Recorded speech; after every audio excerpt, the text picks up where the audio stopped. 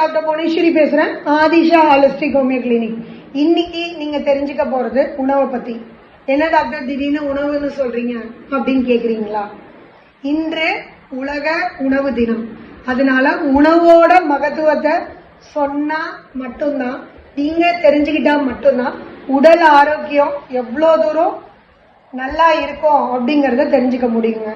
திருவள்ளுவர் சொல்ற மாதிரி, நோய் நாடி நோய் முதல் நாடி அது தணிக்க வாய் நாடி வாய்ப்ப செயல். அப்படின்னா நோய் வருவதற்கு முன்னாடியே நம்ம உடல் ஆரோக்கியத்தை பேணி காத்தோம் அப்படின்னா கண்டிப்பா நம்ம நோய் இல்லாம இருக்க முடியும், நீண்ட நாள் ஆரோக்கியமா வாழ முடியுங்க. உணவு தான் முதல் அடிப்படையா இருக்கு. இதனாலதான் எந்த டாக்டரை எடுத்துக்கிட்டாலும் உணவை பார்த்து சாப்பிடுங்க, அளவா சாப்பிடுங்க, கட் ஹெல்த்தை மெயின்டைன் பண்ணுங்க அப்படின்னு சொல்றாங்க.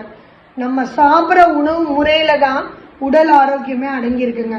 இந்த உலக உணவு தினம் கொண்டு வந்ததுக்கு முதல் காரணமே என்ன அப்படின்னா, சாப்பிடாமையே இருக்கக்கூடாது, சத்து குறைபாடு வரும், அதிகமா சாப்பிட்டு இல்ல உணவை வேஸ்ட் பண்ணக்கூடாது, அதிகமா சாப்பிட்டு உடல் பருமனை அதிகப்படுத்திக்க கூடாது, இதுவும் நோய் வருவதற்கு காரணமா இருக்கும். இதுக்காக மட்டும்தான் இந்த உலக உணவு தினம் கொண்டு வந்தாங்க.